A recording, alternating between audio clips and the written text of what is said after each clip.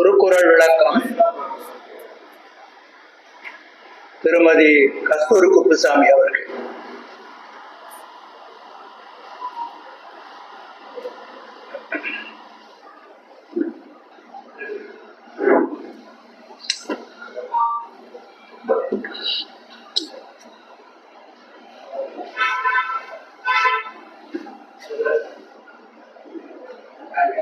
அனைவருக்கும் வணக்கம்.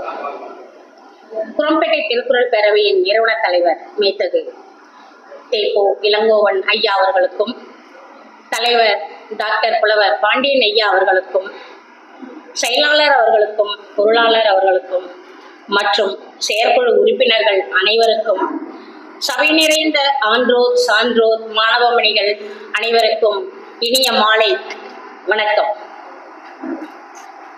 ஒரு விளக்கம். தெரிந்து விளையாடல், வினை ஆடல், தெரிந்து வினையாடல். நன்மை தீமைகளை நன்மை செய்து நன்மையை பெரிதாக செய்பவன் தான் இயல்பாக செய்பவனிடம் ஒரு பணியை நாம் கொடுத்தோம் என்றால் அந்த பணி சிறப்பாக இருக்கும். அதே போல செல்வம் வளர்ப்பவன், பலம் உண்டாக்குபவன், இடையூறு நீங்க அரசன் தொழில் ரீதியாக ஏற்றவன், அன்புடைமை, அறிவுடைமை, மனம் கலங்கா தன்மை, அவாய் இல்லாமை, இந்நான்கு மட்டுமே வினை செய்யும் பொழுது தெளிவு பிறக்கும். இந்த செயல் இந்த மனிதனிடம்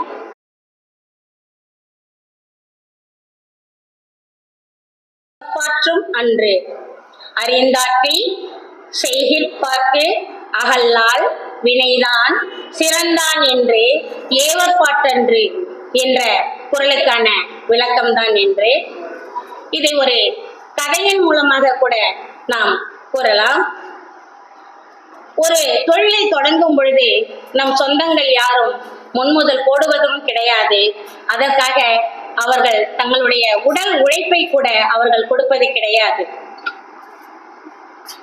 ஆனால் பதவி மட்டும் தேவை.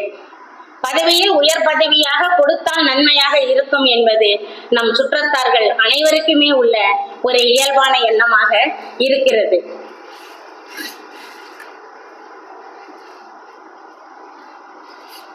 ஒரு உறவின் உயர்வு, சொந்த பந்தம், இதை மட்டுமே மனதில் கொண்டு ஒருவனிடம் ஒரு பதவியை கொடுத்தோமானால் அந்த பதவி அவனை மட்டும் கெடுக்காமல் அந்த நிர்வாகத்தையும் நிறுவனத்தையும் கெடுத்துவிடும் என்பது நிதர்சனமான உண்மை. இது கிருஷ்ணதேவராயர் கதையோடு ஒப்பிட்டு பார்த்தால் சரியாக இருக்கும் என்பது என்னுடைய எண்ணம். கிருஷ்ணதேவராயர் அரசவையில் பல அறிஞர்களும் பல அமைச்சர்களும் இருந்தாலும் அப்பாஜி என்கின்ற ஒரு அமைச்சரை தலைமை அமைச்சராக நியமித்திருந்தார் கிருஷ்ணதேவராயர். சில அமைச்சர்களுக்கு இதில் பொறாமையும் போட்டியும் மனதிற்குள் இருந்து கொண்டே இருந்தது. ஆனால் அதை அவரிடம் சொல்ல முடியாது அல்லவா, மன்னனிடம் கேட்க முடியாது. அந்த வரிசையில் அந்த கிருஷ்ணதேவராயரின் மனைவியாகிய மகாராணிக்கும் தன் மனதிற்குள் ஒரு சிறு எண்ணமும் ஏமாற்றமும் இருந்து கொண்டே இருந்தது. ஏனென்றால் தன்னுடைய தம்பியை அந்த தலைமை அமைச்சர் பதவியில் அமர வைக்க வேண்டும் என்பது அந்த மகாராணியினுடைய எண்ணமாக இருந்தது. ஏனென்றால் தன்னுடைய தம்பிக்கு அந்த அந்தஸ்து கிடைக்க வேண்டும். அமைச்சராக 4 பேரில் ஒருவராக இருப்பதை விட தலைமை அமைச்சராக இருப்பது தனித்துவமாக விளங்கும் என்பது மகாராணியாரின் எண்ணம். அதனால் ஒவ்வொரு நாளும் அரசனிடம் அதை பற்றியே விவாதித்துக் கொண்டு ஒவ்வொரு நாளும் தன்னுடைய தம்பிக்கு தலைமை அமைச்சர் பதவி வேண்டும் என்று தினம் தினம் போராடி கொண்டிருக்கிறார். ஒரு நாட்டின் அதற்கு கிருஷ்ணதேவராயர் ஏன் அப்பாஜியை தலைமை அமைச்சராக நியமித்திருக்கிறேன் என்பதில் ஒரு நியாயத்தை சொல்லுகிறார் அந்த மகாராணியிடம். ஒரு நாட்டின் வாழ்வும் தாழ்வும் அவரது அறிவையும் ஆற்றலையும் பொறுத்தது. யார் வேண்டுமானாலும் பதவியில் அமர்ந்துவிட முடியாது என்பதை அந்த நியாயத்தை எடுத்து எவ்வளவு தூரம் கூறினாலும் மகாராணியார் தன்னுடைய தம்பியை அரசவையில் தலைமை பதவியில் அமர்த்துவதிலேயே முழு கவனத்தையும் செலுத்தி கொண்டிருக்கிறார். தலைமை அமைச்சர் மதிநுட்பம் வாய்ந்தவராக, ஆலோசனை கூறுபவராக இருக்க வேண்டும். நாட்டின் நலன் கருதி என் எண்ணத்திற்கு முரணான யோசனைகளையும் சொல்லும் தெளிவும் துணிவும் மதி நுட்பமும் வேண்டும். ஆமாம் சாமிகள் எல்லாம் எனக்கு அமைச்சர்களாக தேவையில்லை என்று தலைமை அமைச்சர் அப்பாஜியை நியமித்தேன் என்று கிருஷ்ணதேவராயர் ராணியிடம் கூறுகிறார். அப்போ என்னுடைய தம்பிக்கு திறமை இல்லை என்று தாங்கள் கூறுகிறீர்களா? அப்படி என்னுடைய தம்பிக்கு திறமை இருக்கிறதா இல்லையா என்பதை வாயால் கூறுவதை விட அவனுக்கு ஏதாவது ஒரு சோதனை வைத்து அவனுடைய திறமையை சோதித்து பார்க்கலாம் அல்லவா என்று மகாராணியார் தன்னுடைய மன்னரிடம் கேட்டுக்கொண்டிருக்கிறார். சரி, உன்னுடைய எண்ணம் போலவே ஒரு சோதனையை செய்யலாம் என்று ராணி அரசரும் ஒப்புக்கொள்கிறார். ஒரு 3 நடன மங்கைகளை தன்னுடைய அரசபையில் நடனம் ஆடுவதற்கு ஒரு விழாவை ஏற்பாடு செய்து அந்த விழாவில் 3 நடன மங்கைகளை நடனம் ஆடுவதற்கு ஏற்பாடு செய்கிறார். அந்த விழாவிற்கு அப்பாஜியையும் தன்னுடைய மைத்துனனையும் தலைமை தாங்குமாறு கேட்டுக்கொள்கிறார். அந்த இருவரும் தலைமை தாங்கி கொண்டு இருக்கிறார்கள். அப்பொழுது நடனம் ஆடி முடிந்து விடுகிறது. முடிந்த பிறகும் மன்னன் பரிசு கொடுக்காமல் அமைதியாக இருப்பதை கண்டு அந்த நடன மங்கைகள் 3 தனக்குள் ஏதோ பேசிக் கொண்டிருக்கிறார்கள். ஒருவர் கூறுகிறார், மன்னர் வேரும் விறகுமடி என்று ஒரு நடனமாது கூறுகிறார். 2வது நடனமாது இல்லை, முள்ளும் முரடுமடி மன்னன் அப்படி என்று கூறுகிறார். 3வது நடனமாது கூறுகிறார், இல்லவே இல்லை, மன்னர் கல்லும் கரடுமடி என்று கூறுகிறார். இதற்கு இந்த 3 சொற்களும் அவர்களுக்குள் பேசிக் கொண்டிருக்கிறார்கள். அப்பொழுது மன்னன் கேட்கிறார், இந்த 3 வார்த்தைகளுக்கு 3 விளக்கம் சொல்லுமாறு சஞ்சயை கேட்கிறார். தன்னுடைய மைத்துனன் சஞ்சயை கேட்கிறார். அதற்கு அவர் பதில் கூறுகிறார், அவர்கள் தான் வெளிப்படையாக சொல்லுகிறார்களே, தங்களை இழிவுபடுத்துவதாகத்தான் அவர்கள் வேர் விறகு முள் முரடு கல் கரடு என சொல்லிவிட்டு அவமானப்படுத்தி விட்டார்கள். அதனால் அவர்களை சிறையில் அடைத்து சித்திரவதை செய்ய வேண்டும் என்று கூறுகிறார்கள். அதற்கு மகாராணியார், ஆமாம், கடுமையான தண்டனை அவர்களுக்கு கொடுக்க வேண்டும் என்று கூறுகிறார். ஆனால் அதை மன்னன் ஏற்றுக்கொள்ள மனம் மறுத்து விடுகிறது. அவர் கூறுகிறார், தன்னுடைய மைத்துனன் சஞ்சய் கூறியது சரியாக இருந்தாலும் தலைமை அமைச்சரை ஒரு முறை கேட்டு விடுகிறோம் என்று அப்பாஜியின் கருத்தை கேட்கிறார் கிருஷ்ணதேவராயர். அப்பொழுது கிருஷ்ணதேவராயருடைய தலைமை அமைச்சர் அப்பாஜி அங்கு வந்து கூறுகிறார், தங்களை பாராட்டுவதாக நினைக்கிறேன் மன்னா. நடனம் அவர்கள் திறமை, அத்துடன் அறிவும் ஆற்றலும் இருக்கிறது. எனவே அவர்கள் ஊடகமாக பேசிக் கொண்டு இருக்கிறார்கள். தங்களை இழிவுபடுத்துவதாக எனக்கு தோன்றவில்லை மன்னா என்று கூறுகிறார்.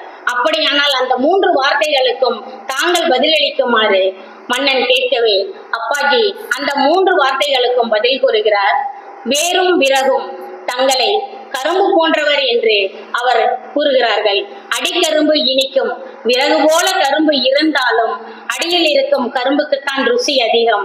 எனவே அவர் உங்களை கரும்பு போன்றவர் என்று கூறுகிறார். அதனால் தான் அவர்கள் வேரும் விறகும் என்று கூறினார் முதலாம் அவர் என்று அந்த வேரும் விறகும் என்ற வார்த்தைக்கான விளக்கத்தை அப்பாஜி கூறுகிறார்.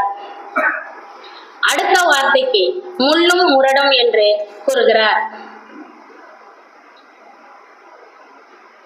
முள்ளும் முரடும் என்பது பலாப்பழத்தை போல, பலாப்பழம் வெளியில் பார்க்கும்போது முள்ளாக இருக்கும், உள்ளே சுவையாக இருக்கும். அதை போல மன்னன் ருசித்து ரசித்து பிறகுதான் நாம் கூறிய கருத்துக்களை ருசித்து பிறகு நமக்கு பரிசில் தருவார் என்று அந்த நடன மங்கைகள் பேசிக் கொண்டிருந்தார்கள் என்று கூறுகிறார். அதை போலவே 3வதாக கல்லும் கரடும் என்ற வார்த்தைக்கு குறிப்பாக சொல்லியிருக்கிறார். வெள்ளைக்கல் என்று பொருந்தும். வெள்ளைக்கல் கற்கண்டு போல இனிப்பாக இருக்கும். அதை போல மன்னனும் இனிப்பானவர், நமக்கான பரிசை பொறுத்து தருவார் என்று தங்களுக்குள் பேசிக் கொண்டிருந்தார்கள் என தங்கள் முகக்குறிப்பை, தாமதத்தையும் முகக்குறிப்பையும் பரிசு தர மாட்டீர்கள் என நினைக்க வேண்டாம். கண்டிப்பாக மன்னர் தங்களுக்கு பரிசு கொடுப்பார் என்று அவர்களுக்குள் பேசிக் கொண்டார்கள். எதற்கும் அவர்களிடமே கேட்கலாம் என்றார் கிருஷ்ணதேவராயர். அப்பாஜி சொன்னதையே அவர்களும் சொன்னார்கள்.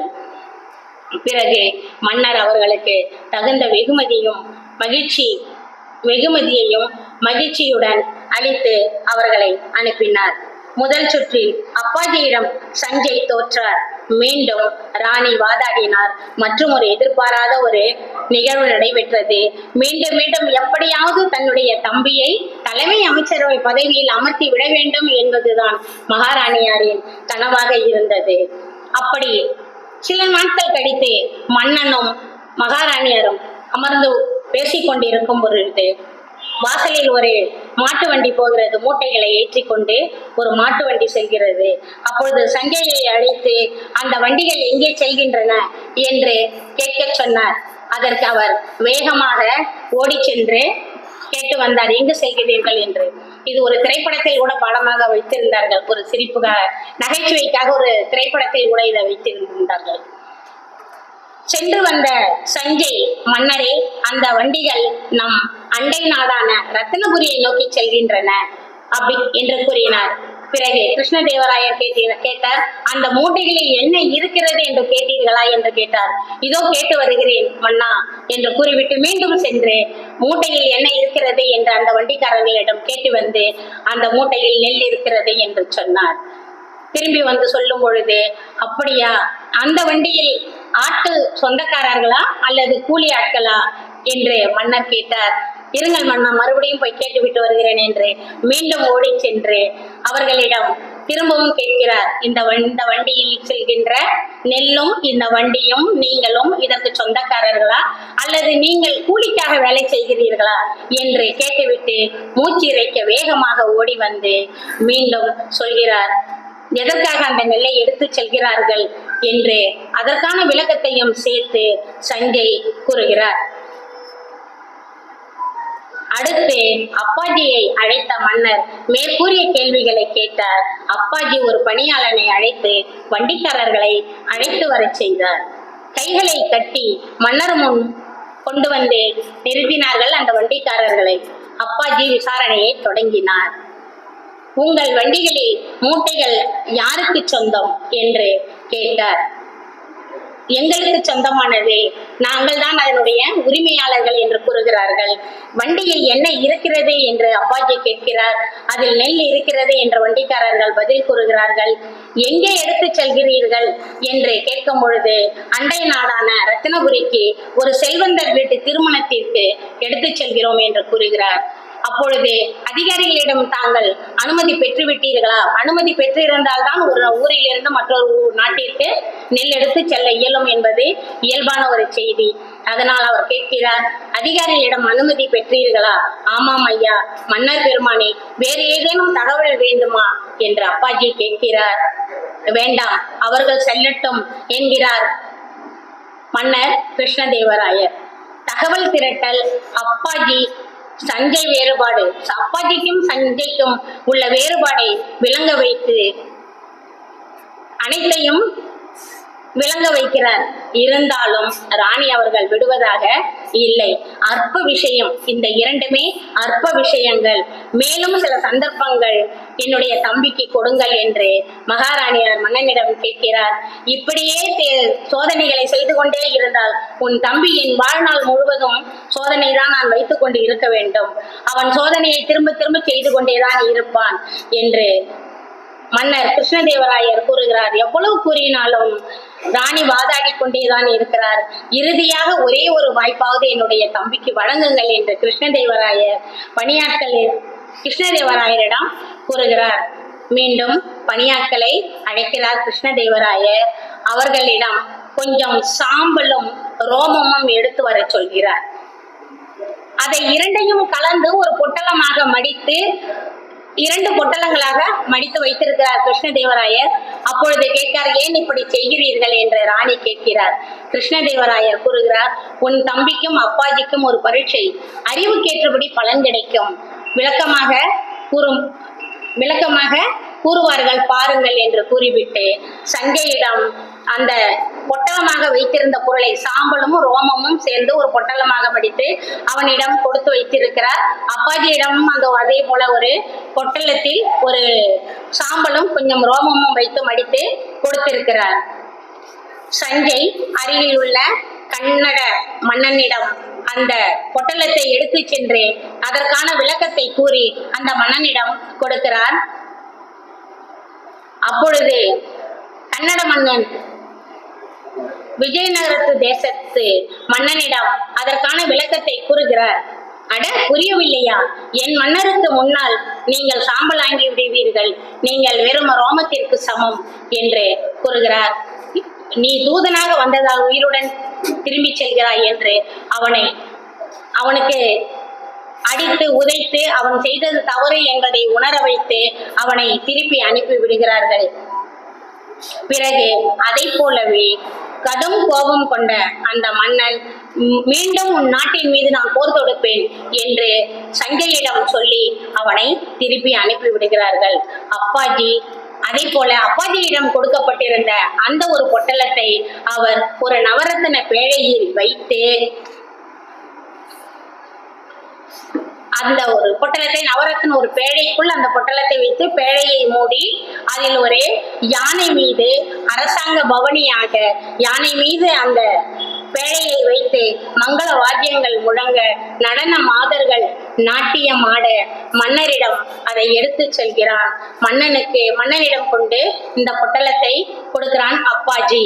ஆனால் அவருக்கு ஒன்றும் புரியவில்லை, இது என்ன என்று கேட்கிறார். அப்பொழுது அப்பாஜி சொல்கிறார், எங்களுடைய மாமன்னர் அவர்கள் உங்களுடைய நலன் கருதி ஒரு யாகம் நடத்தினார்.